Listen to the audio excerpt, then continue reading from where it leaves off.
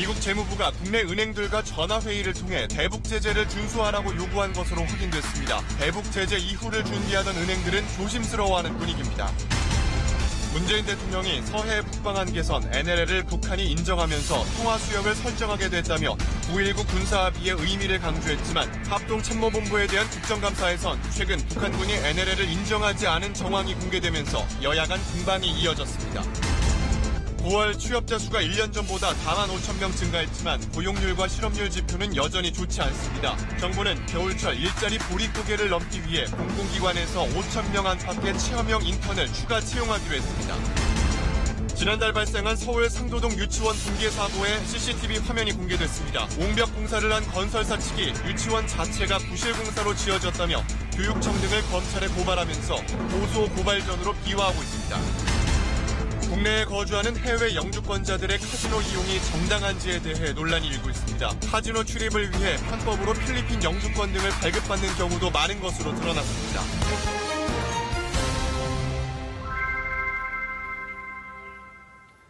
시청자 여러분 안녕하십니까? KBS 9시 뉴스입니다.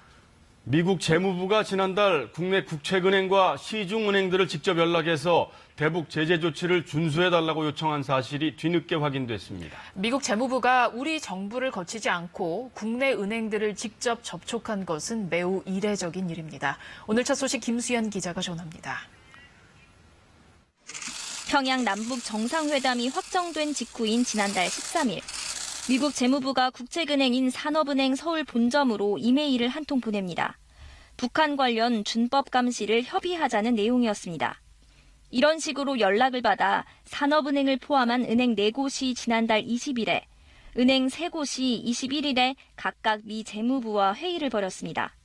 순차적으로 10분에서 15분씩 1대1 전화회의를 이어갔습니다. 국내 은행들의 대북 사업 계획들이 쏟아지자 미국 재무부에서 마련한 매우 이례적인 자리입니다.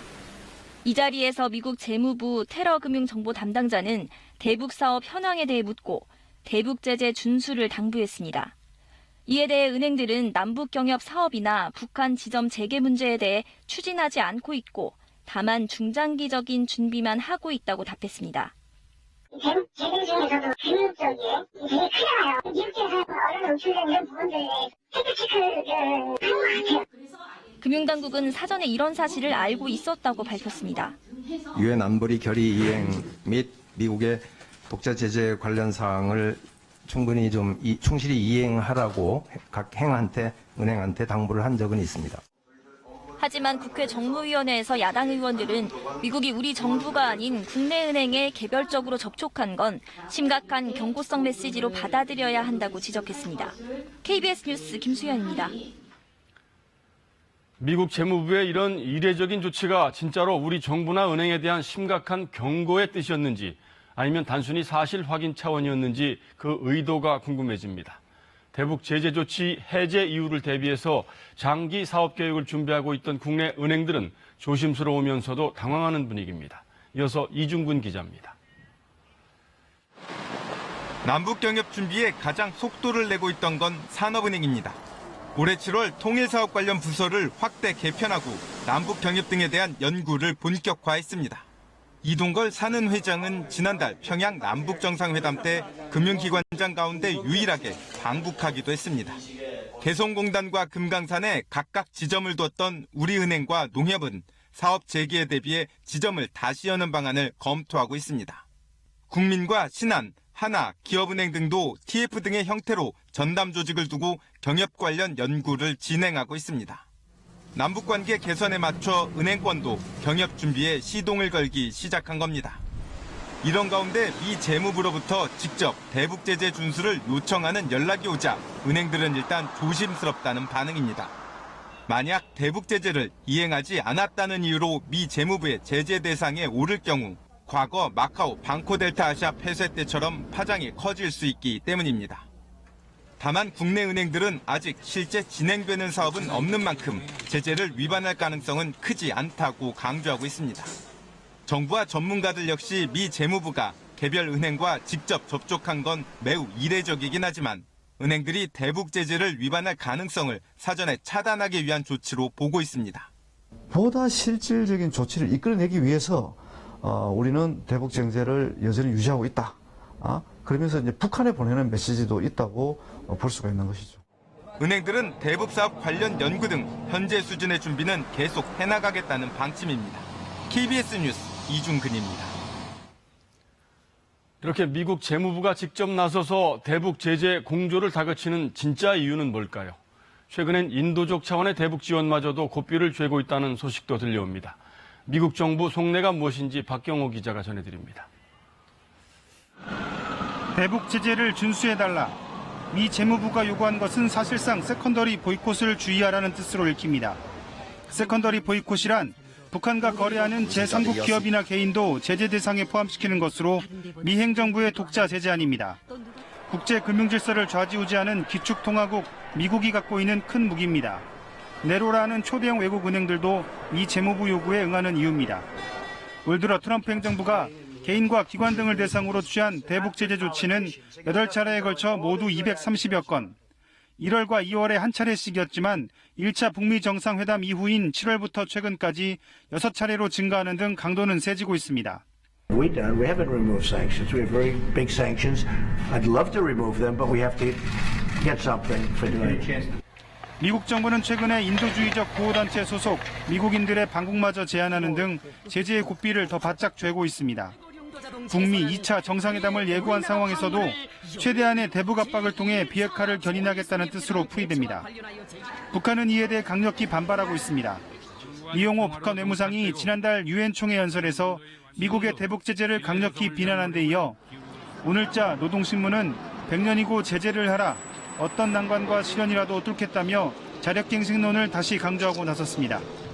우리 정부는 남북관계 발전을 통해 비핵화를 견인할 수 있다는 보관이지만 대북 제재 문제가 자칫 비핵화는 물론 한미관계와 남북관계 발전 모두의 미묘한 상황 변화를 야기할 수 있어 예의주시하고 있습니다. KBS 뉴스 박경호입니다. 문재인 대통령은 오늘 북한이 서해 북방 한계선 NLL을 인정했고 그래서 서해를 평화수역으로 만들게 됐다고 말했습니다. 문 대통령의 이런 발언 이후 국회 국정감사장에서는 최근 북한군이 NLL을 오히려 인정하지 않고 있는 것 아니냐면서 여야 간의 공방이 벌어졌습니다. 이철호 기자입니다.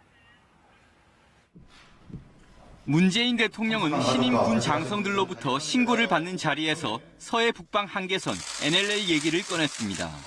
피를 흘리지 않고 NLL을 지킬 수 있다면 더욱 가치 있는 일이라며 북한이 NLL을 인정하면서 서해 평화수역을 설정하게 됐다고 강조했습니다. 4.27 판문점 선언에 이어 9.19 군사합의서에도 NLL이 명시된 걸 감안한 것으로 보입니다. 그런데 문 대통령 발언 뒤 합동참모본부가 국정감사장에서 상반되는 정황을 보고했습니다. 북한군이 7월부터 지난달까지 서해 NLL 남쪽 해상에서 조업 중인 우리 어선에 자신들이 주장하는 경비 개선을 넘었다고 경고했다는 겁니다.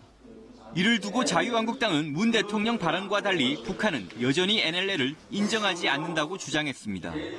7월부터 북한 당국이 NLL을 인정하지 않고 북한이 설정한 해상 개선을 강조하고 있다. 말씀하셨죠? 네, 그러한 사람들의 활동이 있었습니다. 이에 대해 여당은 일부 군부의 불만일 뿐 북한 정권 차원에서는 NLL을 인정했다고 반박했습니다. 군부나 또 여기 입장에서는 불만이 있다는 얘기거든요. 문서로 이것을 명시한 거는 인정한 거 아닙니까? 북방 한계선이라는 개념을. 예, 문서로 인정하였습니다. 공방이 이어지자 합참은 보고한 내용은 북한군 사이의 통신 사례로 군사 분야 합의서 내용과 직접 관련은 없다고 밝혔습니다. KBS 뉴스 이철호입니다. 문재인 대통령은 또 유럽 순방을 앞두고 오늘 영국 BBC와 인터뷰를 가졌습니다. 북한의 비핵화는 과거와 현재, 미래의 핵을 모두 없애는 것이라는데 남북 정상이 완전히 공감하고 있다고 밝혔습니다. 또 종전선언은 시기의 문제일 뿐이며 반드시 성사될 것이라고 강조했습니다. 김기현 기자입니다. 유럽 순방을 앞두고 가진 영국 BBC와 인터뷰에서 문재인 대통령은 김정은 위원장이 말하는 완전한 비핵화 내용을 명확히 했습니다. 추가 핵실험과 미사일 발사를 하지 않고 핵 생산과 미사일을 발전시킨 시설들을 폐기할 뿐만 아니라 현존하는 핵무기와 핵 물질들을 전부 없애겠다는 의미라는 겁니다. 미래는 물론 현재와 과거 핵까지 모두 폐기하는 게 완전한 비핵화이고 남북 정상 간에는 이에 대한 분명한 의견 일치가 있었다고도 했습니다. 다만 북한이 상응 조치를 요구하고 있는 만큼 구체적 폐기 과정은 북미 간 협의가 필요한 문제로 봤습니다. 이 때문에 2차 북미 정상회담에서는 북한의 비핵화가 미국의 상응 조치와 함께 속도를 낼 수 있도록 시간표에 대한 통큰 합의가 이루어지기를 바란다고 말했습니다. 정치적 의미의 종전선언은 한미 간에 이미 조기 성사에 공감대가 있었다며 시기 문제일 뿐 반드시 될 것으로 믿는다고 밝혔습니다. 한국 정부가 미국 승인 없이 대북 제재를 풀지 않을 것이라는 트럼프 대통령 발언에 대해선 한미 협력에 대한 원론적인 의미로 본다며 국제적 제재 공조 필요성을 재확인했습니다. 그러면서 앞으로 북한이 진정성 있는 비핵화 조치를 계속해 되돌릴 수 없는 상태로 판단되는 시기를 유엔 제재 완화 시점으로 전망했습니다. 문 대통령은 남북 간 경제협력 역시 제재가 풀리거나 예외로 인정받아야만 가능한 문제라면서도 공동조사나 연구 등 사전 준비 작업은 필요하다고 밝혔습니다. KBS 뉴스 김기현입니다. 지난달 취업자 수가 1년 전보다 4만 5천 명 늘어난 걸로 집계됐습니다. 당초에는 마이너스 수치가 나오지 않을까 걱정이 컸었는데 오히려 7, 8월보다 고용 사정이 조금이나마 개선됐습니다. 그렇다고 고용 사정이 본격적으로 나아진 것이라고 보기는 아직 이릅니다. 언뜻 보면 괜찮아지는 것 아닌가 하는 기대를 할 수도 있지만은 취업자 수 증가가 여전히 8개월째 10만 명대 이하입니다. 올 들어 계속 100만 명을 넘긴 실업자 수가 지난달도 예외가 아니었습니다. 9월 기준으로만 보면 IMF 외환 위기 이후 실업자 수가 가장 많은 수준입니다. 그렇다면 지난달 고용 상황이 왜 개선된 건지, 올해 안에 더 나아질 수는 있는 건지 임세훈 기자가 짚어봅니다. 지난달 고용 사정이 최악을 면한 건 추석 덕이었습니다. 추석 선물로 많이 팔리는 식료품 등의 업종에서 일자리가 늘고 소매 업종의 일자리 감소폭이 줄었기 때문입니다. 폭염이 해소돼 경제 활동이 활발해진 영향도 있습니다. 소비재 중심의 제조업의 좀 증가라든지 소매업 취업자의 감소폭이 좀 둔화되면서 전체 취업자 수 증가가 마이너스는 아니 한 4만 5천 명 정도 기록한 것 같고요. 지난달 고용 상황 어떻게 평가할지 짚어볼까요? 먼저 취약계층의 일자리죠. 임시직과 일용직에서 20만 개 이상의 일자리가 사라졌습니다. 주당 근로시간을 따져봐도 이를 짧게 하는 사람들이 10% 넘게 늘어났습니다. 그러니까 고용 상태가 불안정한 사람들부터 일자리를 잃었다는 뜻입니다. 나이대별로 보면 우리 경제의 허리라고 할 수 있는 30대와 40대에서 22만 개 넘게 일자리가 줄어들었습니다. 전체 고용률도 8개월째 내리막인데 특히 고용 한파 속에서도 플러스를 유지했던 30대 고용률이 20개월 만에 감소를 했습니다. 곳곳에 좋지 않은 신호들이 들어있는 겁니다. 이 때문에 여전히 엄중한 상황이라는 것이 정부의 인식입니다. 일자리 전망이 밝지는 않다는 건데요. 매달 내놓는 경제 동향에서 정부는 최근 10개월 동안 회복세라는 말을 계속해왔는데 이번부터는 하지를 않고 있습니다. 고용이 더 줄어드는 겨울철, 일자리 보릿고개를 넘기 위해 정부는 우선 공공기관에서 5천 명 안팎의 체험형 인턴을 추가 채용하기로 했습니다. 신중년과 어르신을 위한 계층별 맞춤형 일자리 공급 대책도 다음 주 발표할 계획입니다. KBS 뉴스 임세훈입니다. 요즘 같은 고용 한파를 가장 실감나게 느끼는 분들이 바로 일용직이나 임시직 근로자들입니다. 말 그대로 하루 벌어서 하루 먹고 산다는 새벽 인력시장 구직 상황을 신선민 기자가 취재했습니다. 새벽 4시, 작업복 가방을 맨 구직자들이 몰려들기 시작합니다. 이곳에서 공급되는 일거리는 주로 단순 건설 노동. 그렇다 보니 공사 현장에 나가 하루벌이를 하려고 나온 사람들이 대부분입니다. 오늘 일을 구하실 수 있을 것 같으세요? 어떻게 보세요? 날씨 때문에도 그렇고 또 오늘 또 도와주지 않을 것 같네요. 5시가 넘어 사거리 양쪽을 구직자들이 가득 메우고 승합차들이 들어오기 시작합니다. 하나, 둘 필요한 사람을 태워갑니다. 오늘 몇 명 뽑으셨어요? 오늘 저까지 오면 2,000명 정도가 일감을 구하러 모였지만 절반 이상은 집으로 발길을 돌립니다. 헛돈 칠 때가 많지. 근데 일하지 한 주도 못해. 올게 들어서가지고 이렇게 엄청 힘들어졌어. 하루 일당은 많이 받으면 15만 원. 한 달 100만 원 벌기도 힘들단 얘기입니다. 건설 경기도 좋지 않은데 최근엔 폐업한 자영업자 등도 몰려들면서 인력시장 경쟁은 더 치열해졌습니다. 자영업 하다가 도저히 못 버텨갖고 오는 사람도 직장에서 떨려나가지고 할 일 없으니까 일용시장으로 이제 들어오죠. 아르바이트 구하기가 어려워지면서 20, 30대 구직자들도 늘었는데 빈손으로 발길을 돌리기 일쑤입니다. 경력이 적어서는 버티기도 힘들고 경력이 적어서 보시다시피 사람이 너무 많잖아요. 공사 현장 일이 워낙 체력적으로 힘들다 보니 고령자들은 더 뽑히기가 어렵습니다. 60대 이상은 뽑지 않는다는 불문율에 발걸음이 더 무겁습니다. 연세가 있으면 기동성도 떨어지고 능률이 안 오르면 쓰겠습니다. 동이 완전히 튼 아침 7시. 혹시 더 뽑는 곳이 있을까 하며 남아있던 사람들도 하나둘 흩어지는 시간. 전쟁 같던 인력시장터엔 허탈함이 짙어집니다. 섭섭하기도 하고 돈을 벌기로 벌어야 하는데 안 되는데 어떡해요. 마음이 좀 착착하시겠어요. 네, 술 한잔 먹으면 되는 거죠. 먹는 사람도 있고 그냥 가는 사람도 있고. 일용직 일자리 수는 지난달에도 2만 4천 개가 줄면서 11개월째 마이너스에서 벗어나지 못하고 있습니다. KBS 뉴스 신선민입니다. 이렇게 고용 사정이 악화되자 청와대가 공공기관들에게 체험형 인턴, 즉 단기 일자리 채용을 더 늘리라고 압박했다는 비판이 나왔습니다.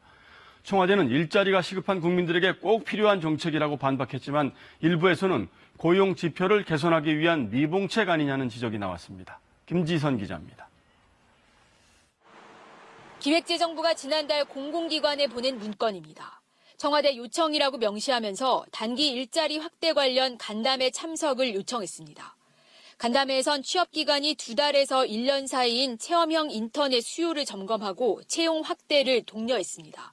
그 실적은 경영평가에 반영한다고 돼 있습니다. 문건이 논의되자 야당은 청와대가 공공기관을 동원해 단기 일자리를 쥐어짜고 있다고 비판했습니다. 당장 고용지표 악화를 면하기 위해 공공기관을 압박하고 있다는 겁니다. 천문학적인 예산을 펑펑 쓰면서도 일자리가 늘어나지 않으니까 이제 고용을 왜곡하고 통계를 조작하는 것을 시도하는 것이다. 이렇게 봅니다. 이에 대해 청와대는 기재부, 고용노동부 등과 협의해 일자리 창출을 협의하는 공동작업일 뿐이라고 반박했습니다. 일자리가 시급한 국민들에게 가능한 모든 정책적 수단을 동원하는 것도 정부의 의무인 만큼 꼭 필요한 정책이라는 겁니다. 또 체험형 인턴 제도는 2008년부터 시행됐고 여력이 있는 기관을 상대로 협의하고 있다며 무조건 일자리를 늘리라는 게 아니라고 설명했습니다. 그러나 정규직이 1,500명인 한 공기업은 처음엔 단기 일자리 500명을 채용하겠다고 했다가 채용 인원을 1,000명까지 늘리기로 했습니다. 이걸 못하겠다 그럴 수 있는 입장이 아니니까 지난년 평가에서 잘 받으려고 하면 그렇게 할 수밖에 없는 그런 게 있죠. 청와대는 단기 일자리를 시급히 늘려야 할 만큼 일자리 상황이 엄중하다는 판단이지만 근본 대책이 아닌 미봉책이란 논란은 피하기 어려워 보입니다. KBS 뉴스 김지선입니다. BMW 차량에 대해서 요즘 대대적인 리콜이 진행이 되고 있습니다. 그런데 국토부가 똑같은 결함으로 화재 위험성이 있는 새로운 BMW 차종을 추가로 확인했습니다. 리콜 대상이 크게 확대될 가능성이 높아졌습니다. 윤지연 기자입니다. 새로 리콜이 이루어지는 차량은 BMW 118D 모델입니다. 국토교통부와 한국교통안전공단의 조사에서 배기가스 재순환 장치 EGR 쿨러 안에 침전물이 확인됐고 흡기 다기관 천공 등도 발견됐습니다. 모두 기존 리콜 차량과 같은 문제점들입니다. 118D 차량은 국내에서 만여 대가 운행되고 있습니다. 현재 BMW에서 대상 차종, 차량 대수, 그리고 시정 방법 등 구체적인 내용을 내부 검토 중에 있습니다. 이러한 내용이 담긴 시정 계획서가 국토부에 제출되면 그 리콜 조치에 착수하게 됩니다. 문제는 118D 모델이 7월 리콜 발표 당시 BMW 측이 고위험으로 지목했던 세 종류의 엔진과는 다른 엔진을 사용한다는 겁니다. 이 때문에 118D 모델과 같은 엔진을 장착한 다른 차종은 물론 또 다른 엔진을 쓰는 차량까지 리콜 대상이 대거 확대될 가능성이 있습니다. 118D 모델은 앞서 환경부의 배기가스 관련 리콜 대상엔 포함됐습니다. 예전에 환경부의 리콜 대상 차량에 포함되어 있었기 때문에 환경부의 배출가스 부분하고 국토부의 화재 부분의 연관성을 실제 지속적으로 검토해야 된다고. BMW 측은 예방을 위해 화재 위험이 낮은 다른 차종에 대해서도 리콜 여부를 검토하고 있다고 밝혔습니다. 하지만 이달 초 리콜 수리를 받은 BMW 차량에서 불이 난 사고에 이어 이번엔 국토부 추가 요청을 받고서야 리콜 대상을 확대하면서 BMW의 자발적 리콜 조치에 문제가 있는 것이 아니냐는 지적이 나오고 있습니다. KBS 뉴스 윤지연입니다. 현재 고등법원 부장판사가 재판에 개입했다는 이유로 대법원의 징계를 받았습니다. 프로야구 오승환, 임창용 선수의 해외 원정 도박 사건이 정식 재판에 회부되는 걸 막았다는 건데요. 이런 사안도 재판 개입으로 판단한 대법원이 사법농단 사건 관련 판사들에 대한 징계는 몇 달째 미루고 있습니다. 정성호 기자입니다. 2014년 11월 마카오 카지노에서 4천만 원대 도박을 한 오승환, 임창용 선수. 검찰은 벌금 700만 원의 약식 명령을 청구했습니다. 그러나 담당 판사는 검찰의 유명인 봐주기 아니냐며 2016년 1월 정식 재판에 넘깁니다. 보고를 받은 임성근 당시 서울중앙지법 형사수석 부장판사는 이를 보류시키며 다른 판사들의 의견을 더 들어보라고 말했습니다. 단순 도박죄는 법정 최고형이 벌금 1,000만 원이라 정식 재판을 해도 어차피 벌금형이라는 겁니다. 특히 메이저리그 진출을 앞둔 오승환 선수의 미국 행이 좌절되면 법원이 비난받을 것을 우려했습니다. 정식 재판으로 가면 최소 6달 이상 걸리기 때문입니다. 이후 담당 재판부는 벌금형 1,000만 원의 약식 명령을 확정했습니다. 담당 판사가 결정을 번복한 셈입니다. 대법원은 이를 두고 임 부장판사가 직무상 의무를 위반해 재판 절차에 개입했다며 견책 처분을 내렸습니다. 임 부장판사는 그러나 담당 판사조차 자신의 조언을 부당한 간섭으로 생각하지 않았다고 진술했다며 징계를 받아들일 수 없다고 밝혔습니다. 문제는 이 사안을 재판 개입으로 본 대법원이 사법농단 관련 재판 개입이 명백한 판사들에 대한 징계는 미적거리고 있다는 데 있습니다. 사법농단 문건을 작성한 판사 13명에 대한 법관 징계위는 검찰 수사를 지켜본다는 핑계로 2달 가까이 중단된 상태입니다. 검찰은 직권남용 혐의로 고발해야 할 사안인데 법원이 견책이라는 솜방망이 처분을 내렸다고 비판했습니다. KBS 뉴스 정성호입니다. 공무원의 해외 연수는 국민 세금으로 지원됩니다. 상한액이 정해진 행정부 공무원과 달리 판사는 무제한 지원되는데요. 이렇다 보니 해외 연수가 판사를 길들이기 위한 수단으로 활용된 것 아니냐는 의혹도 제기되고 있습니다. 보도에 조태흠 기자입니다. 양승태 사법부의 사법행정권 남용 문건 가운데 하나입니다. 판사들의 자율회의체인 판사회의에 법원장이 개입하기 위해 해외 연수를 희망하는 판사를 활용하라는 내용이 있습니다. 그렇다면 판사들은 해외 연수에 어느 정도 지원을 받을까? 법원 자료를 살펴봤습니다. 지난해 미국 명문 사립대로 해외 연수를 다녀온 한 판사는 학비로만 8,800여만 원을 받았습니다. 체재비 등으로도 4천여만 원을 받아 1년간 지원액이 1억 3천만 원 가까이입니다. 해외 연수 비용으로 근로자 평균 연봉의 3.8배를 세금에서 지원받은 겁니다. 2011년 이후 해외 연수를 다녀왔거나 연수 중인 판사 가운데 학비와 체재비 등으로만 1억 원 이상을 받은 경우는 72명에 이릅니다. 모두 학비가 비싼 미국이나 영국의 명문 사립대를 택해 연수를 다녀왔습니다. 행정부 공무원의 경우 해외 연수 때 학비 지원금이 연간 2천만 원 정도로 정해져 있고 그 이상은 본인이 부담해야 하는데 유독 판사는 학비 지원액에 상한이 없습니다. 과도한 특혜라고 볼 수 있습니다. 이번에 이제 사법농단으로 인해서 사법부의 민낯이 드러나고 있지 않습니까? 이런 상황에서 국민의 혈세인 재정이 정확하게 쓰여야 한다고 봅니다. 법원의 해외 연수 예산은 2015년 82억 원이던 것이 해마다 늘어 올해 92억 원이었고 내년에도 95억 원이 편성돼 있습니다. KBS 뉴스 조태ем입니다. 서울 상도 유치원 건물이 무너진 지 한 달이 넘었습니다. 당시 유치원 바로 옆 다세대 주택 공사장의 옹벽이 무너지며 유치원이 붕괴됐는데 해당 건설사가 애초에 유치원 건물이 부실하게 지어져 사고가 났다며 교육청 등을 고발했습니다. 김소영 기자가 취재했습니다. 다세대 주택 공사 현장 위로 유치원 건물이 서 있습니다. 한순간 흙이 터져나오더니 옹벽이 와르르 무너집니다. 유치원 건물은 못 쓸 정도로 기울어졌고 결국 철거됐습니다. 현장에 다시 가봤습니다. 경찰 수사를 받고 있는 건설사 측은 다른 주장을 들고 나왔습니다. 유치원 자체가 부실 공사로 지어졌다는 겁니다. 현장으로 쏠린 부분에는 아예 이 철근 자체가 시공이 안 돼 있는 상태입니다. 붕괴된 건물 밑에는 커다란 동공도 발견됐습니다. 구멍의 크기를 직접 재봤습니다. 가로 세로 3m로 방 하나 크기입니다. 건물을 증축하면서 기초공사를 제대로 하지 않아 동공이 생겼고 결국 사고가 났다는 겁니다. 그 콘크리트 집안이 무너진 상태예요, 안에. 건설사는 유치원 유지관리 책임이 있는 서울시 교육청과 유치원 건설사 등을 검찰에 고발했습니다. 학부모들은 그러나 황당한 주장이라며 반발했습니다. 건물 이상을 감지한 유치원 측이 사고 전날 연 대책회의에서 건설사 감리사가 건물이 안전하다고 주장했다는 겁니다. 건물이 괜찮다고 말하면서 공사를 해놓고선 이제 와서는 부실공사니까 너네 문제다라고 말한다는 거는 도대체 그러면은 그 아이들에 대해서 얼마나 생각 안에 있었기 때문에 그런 얘기를 지금에 할 수 있는가. 서울시 교육청도 맞대응을 시사했습니다.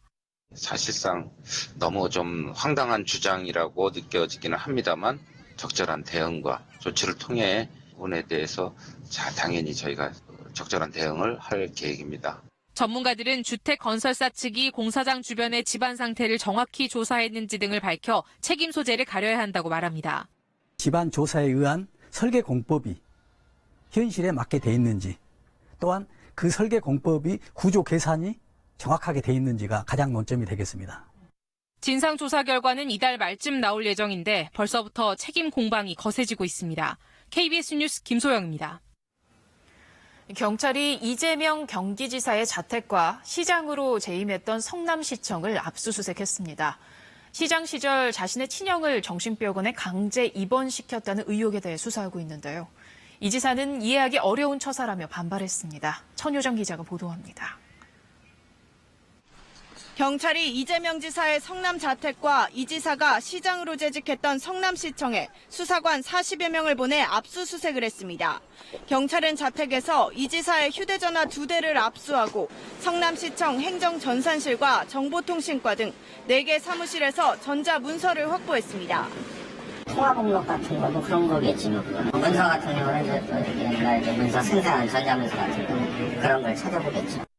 이번 압수수색은 이 지사가 성남시장 재임 당시 자신의 친형을 정신병원에 강제 입원시키고 6.13 지방선거 기간에 관련 의혹을 부인한 혐의로 바른미래당이 고발한 데 따른 겁니다. 경찰은 해당 의혹을 수사하기 위해 지난 7월 분당보건소 등을 압수수색했습니다. 지난번에 분당보건소 압수수색했죠. 근데 그 연장선상이라고 보시면 됩니다. 경찰은 이번 압수수색이 이른바 여배우 스캔들과는 무관하다고 선을 그었습니다. 이재명 지사는 경찰의 수사 방향을 납득하기 어렵다고 반발했습니다. 사필 규정을 믿습니다. 세상 이치가 그렇듯이 결국은 진실에 기초해서 합리적 결론이 날 것이라고 믿고 경찰은 확보한 자료를 분석하는 데 주력하고 있습니다. 경찰이 이재명 지사의 자택과 성남시청을 압수수색함에 따라 조만간 이 지사를 소환해 조사하는 등 수사에 속도를 낼 것으로 보입니다. KBS 뉴스 천효정입니다. 그룹 SES 출신 슈는 최근 서울의 한 외국인 전용 카지노에서 빌린 도박 빚을 갚지 않은 혐의로 고소당했습니다. 국내 외국인 전용 카지노는 16개로 사행성 조장을 막기 위해 내국인의 출입은 금지돼 있습니다. 슈는 사실상 국내에 거주하고 있지만 일본 영주권을 가지고 있어 카지노 출입이 가능했습니다. 이에 따라 국내에 거주하는 해외 영주권자들의 카지노 이용이 정당한지에 대해 논란이 일고 있는데요. 카지노에 출입하기 위해서 편법으로 필리핀 등의 영주권을 발급받는 경우도 많은 것으로 드러났습니다. 이렇게 악용 사례가 늘고 있지만 이에 대한 정부의 처방은 땜질식에 그치고 있다는 지적입니다. 김수영 기자가 취재했습니다. 외국인 전용 카지노에서 마스크를 쓴 남성이 능숙하게 패를 돌립니다. 남성의 정체는 목사, 도박 자금은 교회에서 횡령한 돈입니다. 편법으로 취득한 필리핀 영주권을 가지고 있어 카지노를 드나들 수 있었습니다. 필리핀하고 파라과이, 카자흐스탄은 그 영주 자격을 며칠 만에 만들 수가 있는 나라들. 카지노만 들어갈 목적이기 때문에. 일부 영주권이 카지노 출입에 악용되자 문화체육관광부는 실제로 외국에 거주하는지 주민등록 초본 등을 확인하도록 했습니다. 서울의 한 외국인 카지노를 직접 찾아가 봤습니다. 입구에서 회원권을 갖다 댈 뿐 추가 확인은 안 합니다. 회원권을 발급받은 단골 손님들은 사실상 추가 확인 절차를 생략할 수 있도록 했기 때문입니다. 도박꾼들이 이런 틈을 놓칠 리 없습니다. A씨는 2만 달러를 예치하고 영주권을 받은 뒤 카지노 회원권을 만들고 나서는 예치금을 다시 빼냈습니다. 영주권은 취소됐지만 만들어 놓은 회원권으로 카지노를 180여 차례 드나들었습니다. 맹점이 뭐냐면 저희나 사업자나 그 사람이 신고하지 않고 자진으로 말하지 않으면 알 수 있는 방법이 없어요.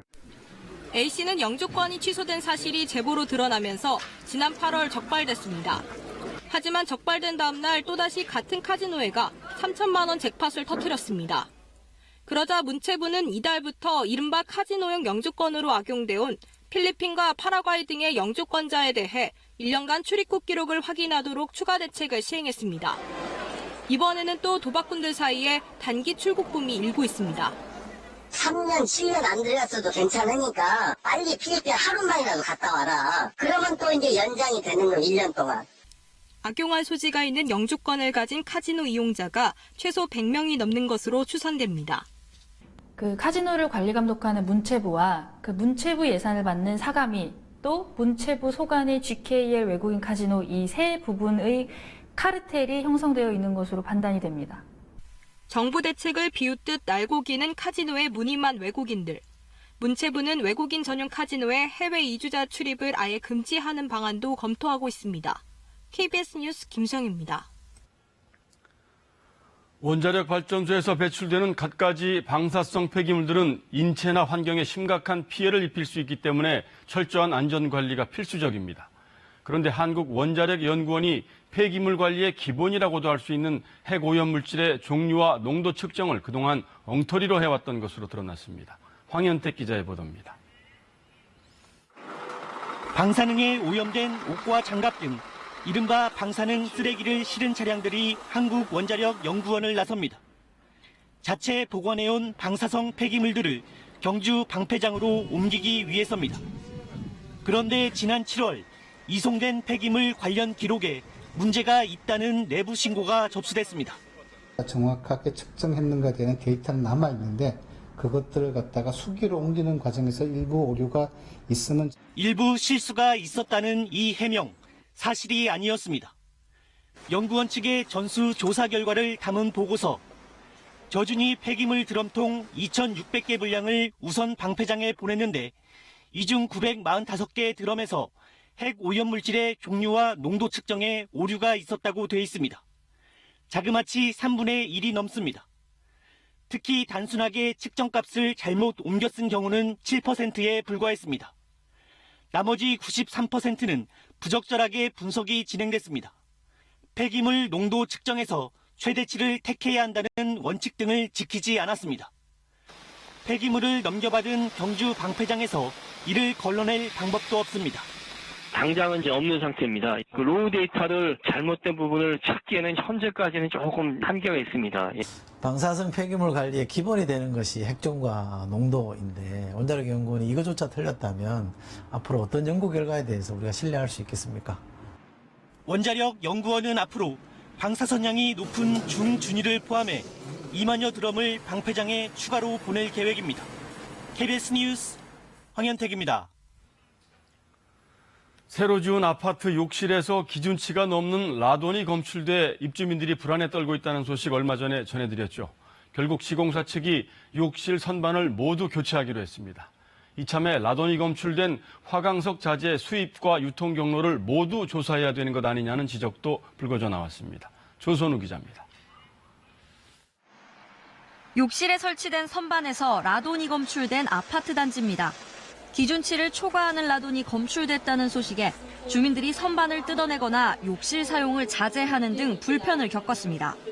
시공사 측은 라돈 측정 대상 단지가 아니라는 이유로 대책 마련에 뒷전이었습니다.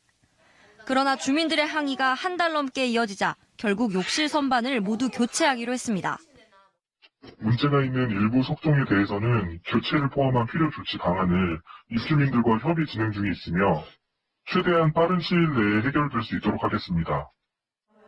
또 해당 아파트뿐 아니라 다른 지역에 지은 단지에 대해서도 전수조사를 실시하겠다고 밝혔습니다.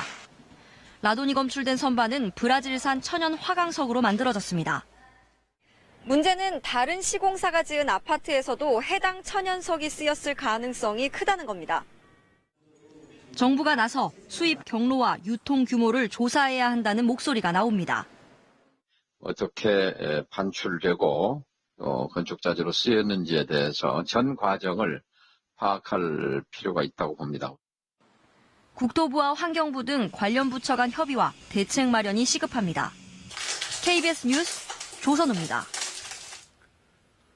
기상청 소속의 한 간부가 부하 직원에게 공사업체로부터 불법 리베이트를 받도록 종용했다는 주장이 나왔습니다. 그러나 해당 간부는 리베이트를 강요한 기억이 잘 나지 않는다고 해명했습니다. 최형원 기자가 취재했습니다. 기상청 산하 한 지역 기상대에 근무하는 공무원 A씨는 지난해 말 직속 상사 B씨로부터 황당한 지시를 받았습니다. 당시 A씨는 청사의 도배공사 업무를 맡고 있었는데 상사는 A씨에게 문풍지가 필요하니 도배업자에게 기부를 받아달라고 말했습니다. 업자가 와서 결국은 사면은 돈으로 준다고 돈으로 받았습니다. 한 20만 원. 이후로도 비슷한 기부 요구는 SNS 대화를 통해 이어졌습니다. 공사 중이던 도배업자에게 세제나 비누를 기부받자고 하는가 하면 과일까지 도배업자로부터 기부를 받아보라고 주문이 왔습니다. 휴대전화 메시지로는 기부라는 표현을 썼지만 실제로는 더 노골적으로 리베이트를 요구했다는 게 A씨의 얘기입니다.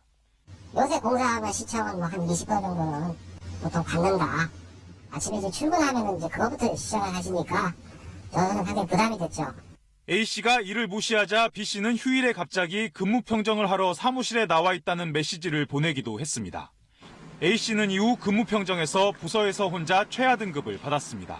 기상청은 지난 4월 이 사건에 대해 조사를 진행했지만 사실관계 입증이 어렵다며 별다른 결과를 내놓지는 않았습니다. 기상청 내 공사비 등 사업 전반에 대한 전수조사를 통해서 각종 의혹을 철저히 규명하고 책임자를 엄중히 징계해야 합니다. 이러한 상황에 대해 상급자 B씨는 기부 강요에 대한 기억이 잘 나지 않는다고 밝혔습니다. KBS 뉴스 최영원입니다. 헤어진 여자친구의 가족들에게 수개월간 카카오톡으로 욕설과 협박을 일삼은 남성에게 법원이 실형을 선고했습니다. 여자친구에 대한 스토킹과는 또 다른 범행으로 판단했습니다. 김민정 기자입니다. 2016년 9월 5개월가량 사귀었던 여자친구와 헤어진 A씨. 이듬해 2월부터 전 여자친구의 언니에게 카카오톡 메시지를 보내기 시작했습니다. 번호를 알아내느라 힘들었다며 시작된 카톡은 밤낮을 가리지 않고 새벽에도 이어졌습니다. 끝까지 가보자. 스토킹하기 좋은 날씨다. 욕설과 협박도 부지기수였습니다. 4개월 뒤에는 전 여자친구의 부모까지 초대해 단체 채팅방을 만들었습니다. 언제든지 찾아낼 수 있다. 도망치면 지구 끝까지 쫓아가겠다. 차단해도 막을 수 없을 거라며 조롱하는 듯한 메시지를 보내는가 하면 성적 모욕이 담긴 내용도 이어졌습니다. 헤어진 여자친구의 가족들이 받은 카톡은 10달 동안 모두 2,700여 개에 달했습니다. 결국 A씨는 재판에 넘겨졌고 법원은 징역 1년의 실형을 선고했습니다. 이미 전 여자친구에게 카톡 스토킹을 한 혐의로 집행유예를 받은 직후 다시 기소됐는데 법원은 가족에 대한 범행은 별개로 봐야 한다고 판단했습니다. 또 피해자들이 엄벌을 탄원하고 있다며 실형 선고가 불가피하다고 밝혔습니다. 그 가족들에게까지 반복해서 불안감을 조성하는 문자를 보낸 행위를 엄하게 처벌한 것입니다. 앞으로 법원도 피해자의 관점에서 보다 중한 처벌을 하는 쪽으로 계속해서 그런 판결이 나올 것으로 예상이 됩니다. 전문가들은 스토킹이 강력범죄로 이어질 가능성이 높은 만큼 가해자에 대한 처벌 강화와 피해자 보호 대책이 필요하다고 지적합니다. KBS 뉴스 김민정입니다. 지난달 부산 해운대에서 만취 운전자가 몰던 차량에 치여 아직도 의식을 회복하지 못하고 있는 윤창호 씨. 이 꿈 많은 20대 청년의 안타까운 사고에 친구들이 직접 나서 음주 사고 가해자에 대한 처벌을 강화하는 내용의 이른바 윤창호법 발의가 추진되고 있습니다. 이미 27만여 명의 국민이 동참의 뜻을 밝힌 가운데 국회도 움직이기 시작했습니다. 김비치라 기자입니다. 저녁을 앞둔 22 청년이 음주운전 차량에 치여 보름 넘게 사경을 헤매는 사이 친구들은 음주운전 처벌을 강화하자는 이른바 윤창호법을 제안했습니다.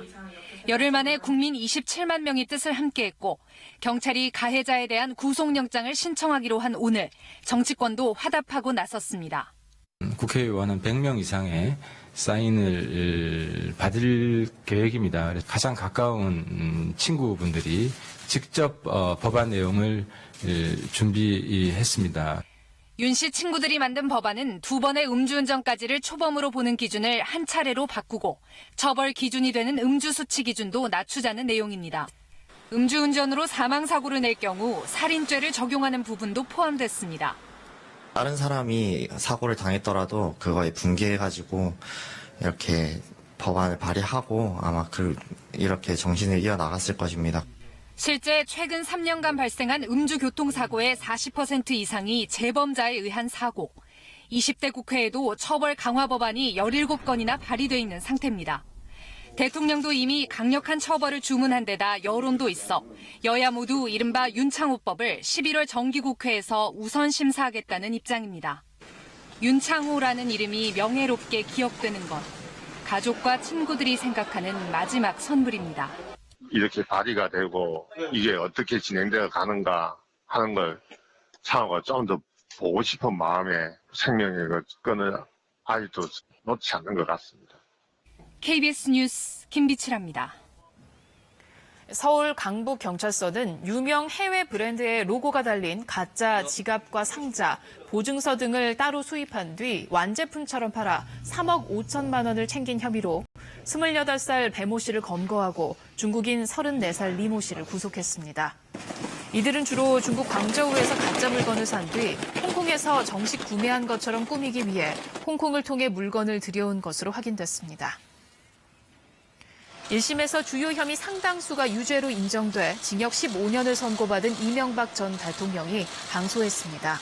뇌물과 횡령 혐의 등으로 재판에 넘겨진 이 전 대통령은 지난 5일 1심에서 다스 비자금 횡령과 매관 매직 뇌물수수 등 주요 혐의의 상당 부분이 유죄로 인정돼 징역 15년을 선고받았습니다. 어제 피고인께서 서울대공원이 지난 5월 태어난 시베리아 호랑이, 이른바 백두산 호랑이 4쌍둥이를 오늘부터 시민에게 공개했습니다.